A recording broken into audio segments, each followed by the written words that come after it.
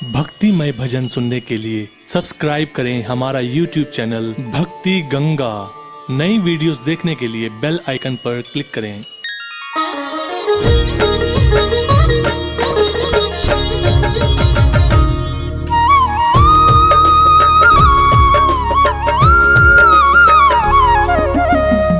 बोलिए अहोई माता की। भक्तों, अहोई अष्टमी का व्रत कार्तिक कृष्ण पक्ष की अष्टमी के दिन बड़ी धूमधाम के साथ मनाया जाता है। पुत्रवती माताएं बहनें इस व्रत को बड़े ही मन से और भाव के साथ रखा करती, जिससे उनकी संतानें जीवन भर आरोग्य, सुख, यश, वैभव प्राप्त करती हैं। इस दिन सभी पुत्रवती माताएं बहनें सुबह से ही कठोर निर्जला उपवास रखती हैं तथा सायंकाल को तारों को अर्घ्य देकर माता अहोई का पूजन अर्चन पूरे विधि विधान से करने के पश्चात ही भोजन ग्रहण करती हैं। इस दिन माता अहोई का चित्र गेरू से किसी साफ दीवार अथवा किसी साफ कपड़े पर बनाकर पूजन अर्चन किया जाता है। तो आइए भक्तों, आज मैं आपको माता अहोई के व्रत की पावन कथा संगीतमय रूप से सुनाने जा रहा हूँ। मुझे पूर्ण विश्वास है इस कथा के श्रवण का फल आपकी संतानों को मिलेगा और वो जीवन में सुखी रहेंगी। तो बोलिए अहोई माता की।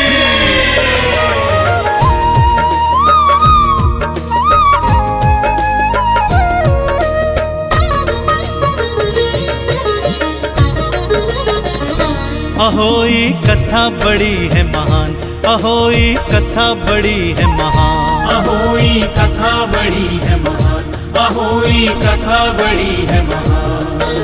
व्रत करने से सुखी रहेंगी, व्रत करने से सुखी रहेंगी आपकी संतान, आपकी संतान। अहोई कथा बड़ी है महान, अहोई कथा बड़ी है महान, अहोई कथा बड़ी है महान, अहोई कथा बड़ी है महान।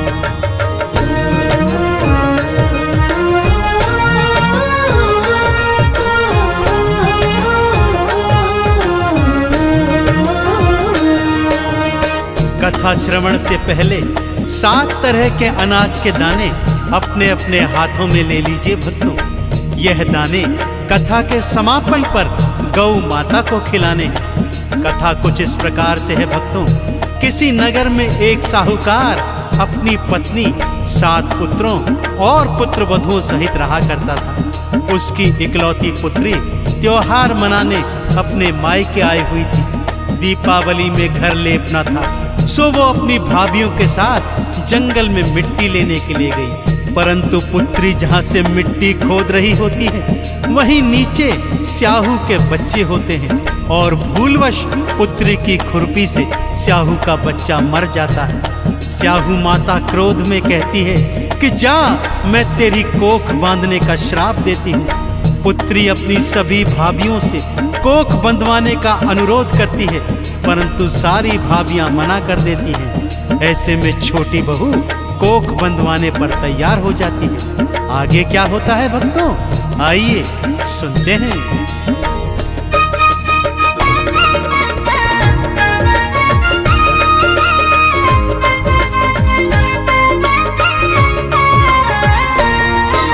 स्याहू ने था श्राप दिया और बहू ने कोखली बंधवाई। 7 पुत्र हुए छोटी बहू के, पर वो सुख न ले पाई।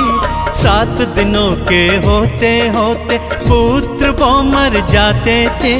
छोटी बहू के रो रो के तो नैना भर भर आते थे। जीवित ना रह पाती उसकी, जीवित ना रह पाती उसकी कोई भी संतान, कोई भी संतान। अहोई कथा बड़ी है महान, अहोई कथा बड़ी है महान, अहोई कथा बड़ी है महान, अहोई कथा बड़ी है महान।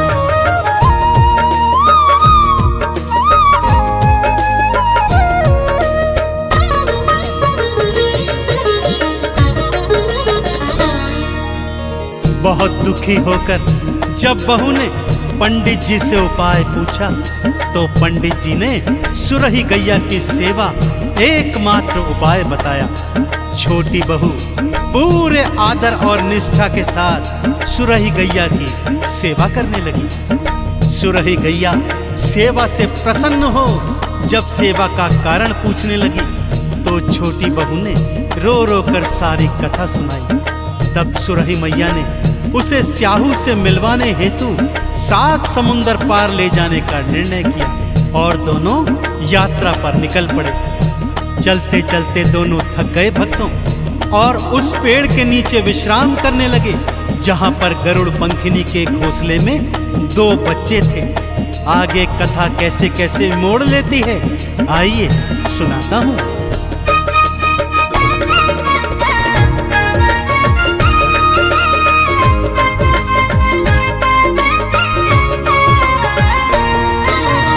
बहू ने देखा एक सांप तो पेड़ के ऊपर जाता है। वो सोची ये गरुड़ पंखिनी के बच्चों को खाता है। एक पल को ना देर लगाई सांप बहू ने मार दिया। गरुड़ पंखिनी आई वहां पर खून सारा बिखरा हुआ। सोचा बहू ने बच्चे मारे, सोचा बहू ने बच्चे मारे, वो तो थी अनजान, वो तो थी अनजान। अहोई कथा बड़ी है महान, अहोई कथा बड़ी है महान, अहोई कथा बड़ी है महान, अहोई कथा बड़ी है महान।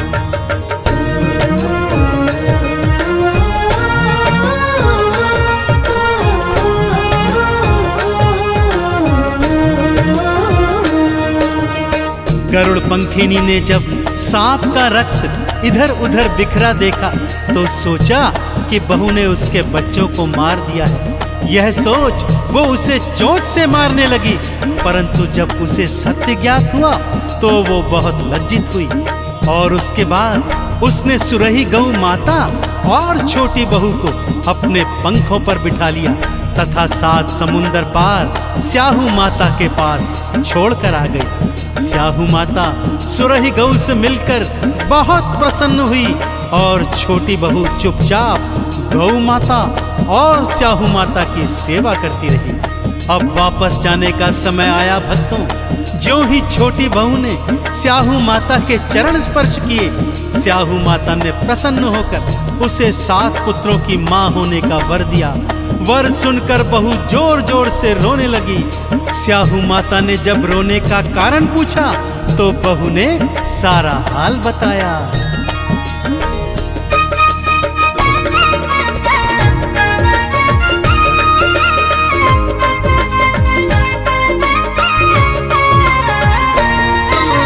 कैसे फलीभूत हो गावर कोख आपने बांधी है। मेरा जीवन कोरा कागज चली दुखों की आंधी है। आशीर्वाद कभी भी मेरा सुन खाली ना जाएगा। 7 पुत्रों की माँ तू बनेगी, वचन मेरा भरवाएगा। घर जाकर आहोई माँ का, घर जाकर आहोई माँ का, करना तू आभान, करना तू आभान। अहोई कथा बड़ी है महान, अहोई कथा बड़ी है महान, अहोई कथा बड़ी है महान, अहोई कथा बड़ी है महान।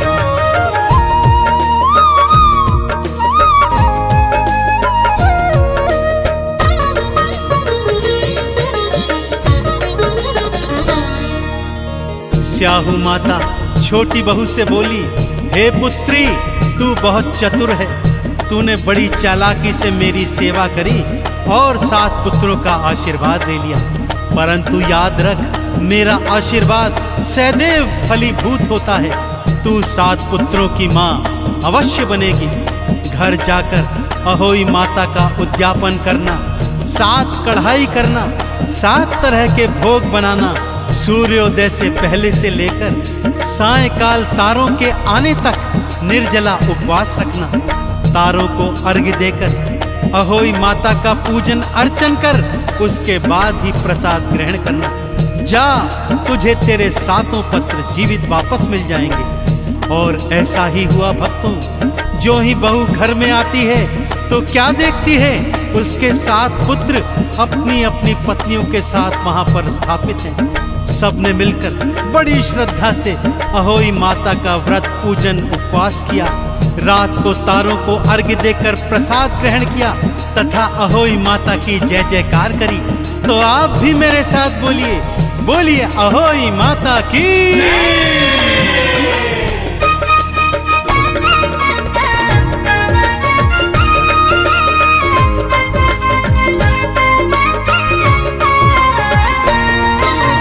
जो ही घर वापस आए तो पुत्रों को जीवित पाती है। माता अहोई की वो भक्तों जय जयकार लगाती है। स्याहू माँ ने जो बतलाया वैसा करती जाती है। व्रत अहोई माँ का करती, माँ का गुण वो गाती है।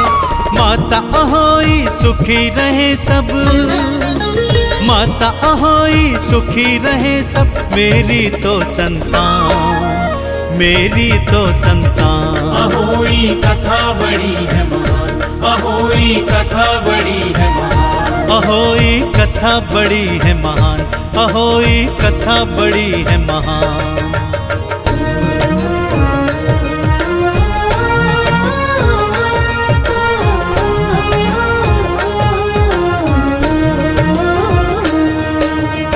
तब से पूरा परिवार मिलजुल कर एक साथ रहने लगा भक्तों। जहां कल तक वीराना था, आज बच्चों की किलकारियां गूंज रही थी।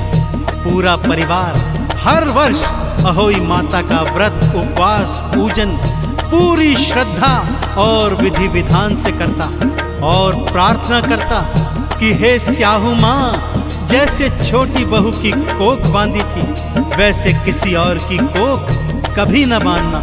और जैसे छोटी बहू के 7 पुत्रों के प्राणों को वापस लौटाकर उसके जीवन में खुशियां भर दी थी, वैसे ही सभी माताओं को पुत्रवती करना, उनकी संतानों को सुख समृद्धि यश वैभव धन धान आरोग्य प्रदान करना। माँ, तो एक बार फिर मेरे साथ बोलिए, बोलिए अहोई माता की।